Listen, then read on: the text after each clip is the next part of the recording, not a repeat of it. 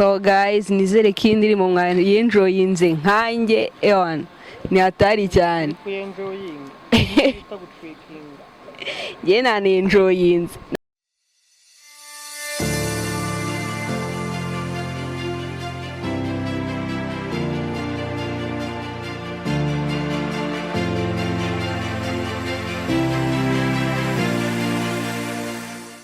Hello my people, nkuko twabibabwiye kare, nyita Moon cyangwa nyite Gaju cyangwa nyite Neri.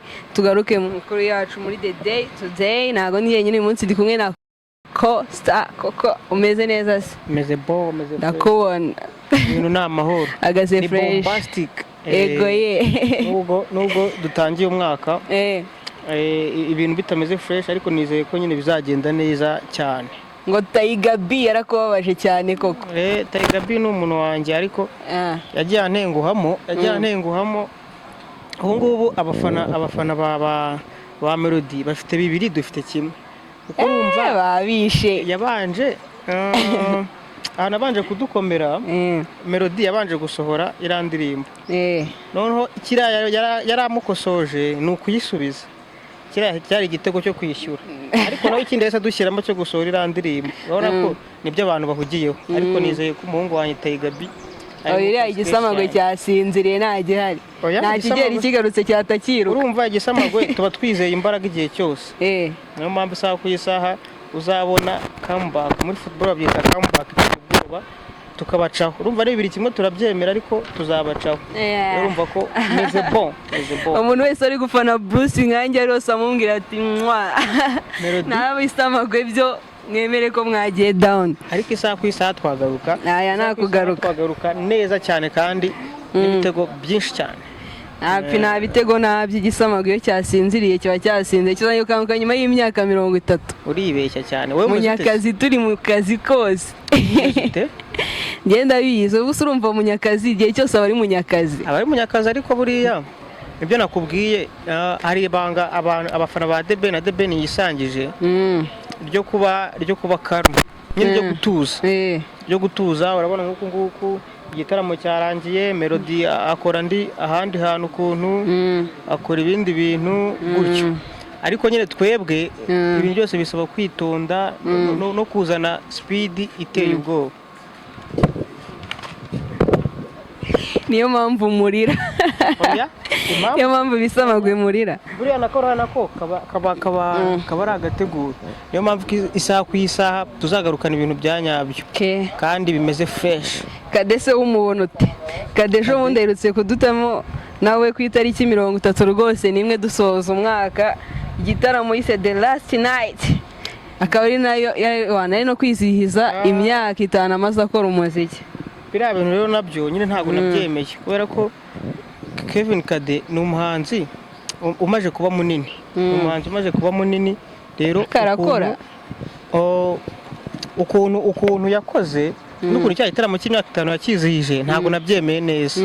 Ndaguha nk'ibintu nka 3. Icya mbere yagombaga nyine kugitegura ni ibintu bitamaze ni ibintu bitamaze n'ibyumweru 2 abitegura abwira abantu ko afite icyo gitaramo. Ni ibintu bimeze nk'ibyawutiyeho cyane ko bimeze nk'ibyahujwe n'umujyi wa Kigali. N'umujyi wa Kigali ariko ukomeze nk'uwateguye icyo gitaramo we agahita profita agashaka kumurikiramo ibyo bintu bye. Harashize iminsi mike twari tubizi impamvu rega twari turi kwitegura the new year girl. Tunitegura shenisi. Urumva ko icyo nyine igitaramo cye niyo experience y'imyaka 5 amaze yamizwe n'ibyo bintu byose byari bihari atigeze ategura neza. Ndaguha nk'urugero. Sibyo ndaguha urugero kuko reba ukuntu papa cyangwa yari amaze iminsi mikeya akoze nawe imyaka 5 yizihizaga 5 years experience ya papa cyangwa ariko we yarabipromotinze arabivuga ahantu henshi igihe gifatika mu gihe Kade we ameze nk'uwafashe kuko icya gitaramo n'ubundi cyari gihari cy'umujyi wa Kigali cyo gufasha abaturage kurangiza umwaka neza nyine cyo kwizihizanya n'abaturage. Rero Kade ameze nk'uwa profise niyo space washatse. Oya niko byari bimeze kuko none se mu kwa 12 ugeze wumva igitaramo cye ntago ari uguprofita kurumva yabanje no gutegura atumira abahanzi Diezdora twaramubonye ari Wazy, Riderman, Ken Keshat, Bwiza, Alikiba kandi abo bose n'abahanzi mu Rwanda bamaze kubaka brand n'ejo bundi nka Diezara twabonye atwara igikombe niwe watwaye award y'umuhanzi uri kuzamuka neza. Aha rero iyo ni ingingo yakabarwa nshingiraho nanavuga ko yaba yaraprofise kubera ko barabanze bose ari kubishoboza ibintu adateguye n'umwaka yari kubishobora na papa cyangwa yarabishoboye.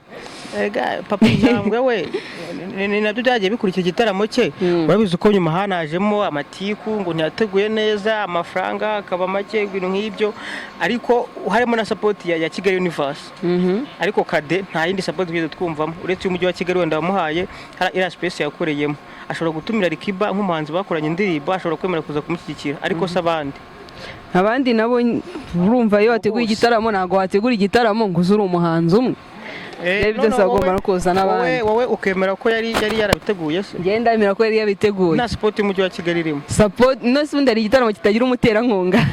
Nta gitaramo kitagira umuterankunga ariko anyway tunashimira ariko ko abantu nyine ugenda ubona ko leta bino bintu igenda ibiha agaciro.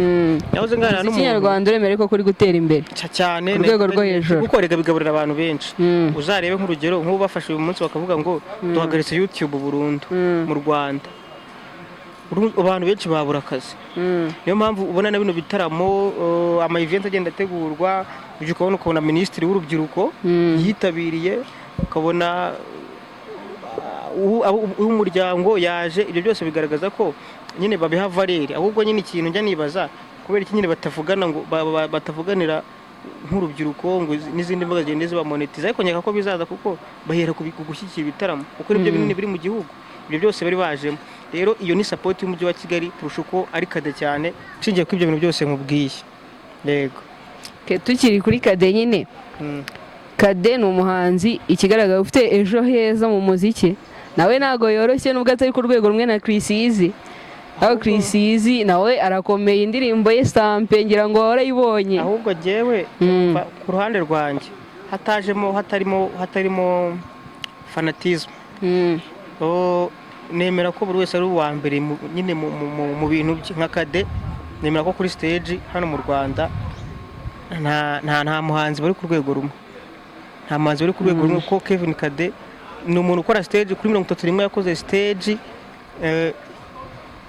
iruta niyabo ku ya mbere babandi twavugaga mbere Kade ni umuntu uzi gutegura stage rega ku isi ibyo byose binabaho ndaguha nk'urugero wenda rwa cyagitaramo twatangiye uvuga kiriya cya Shensi nyine ari mu bakobwa n'amavido Shensi ari mu bakobwa ku isi nyine bizwi ko akora stage ziteye ubwoba no gushekinga ni hatari cyane buryo nyine asiga mu gitaramo memories ku buryo ugenda hari umuntu ashobora kwitabira igitaramo cye ukabura ikintu wavuga wabonyemo ugasanga ni ibisanzwe ni ukuzana ababyinnyi akabyina biraho ndavuga ngo nk'iyo kuri New Groove niyo mpamvu mvuga ngo melody yaduteye cya kabiri memories abantu bakuyemo ushobora kuvuga ngo wenda nka melody yazanye agashya aprimeringeramo indirimbo ariko se bakubajije ngo nk'umuntu ukitabiriye tukiri kuri melody tukiri kuri melody umuntu wese uri kumwanza umbwira ati pa kabisa tuanze tuzamuke na melody akubwira ngo pampa ari kumwe na muhanzi. So guys nizere ko indirimbo mwayenjoyinze nkanjye ni hatari cyane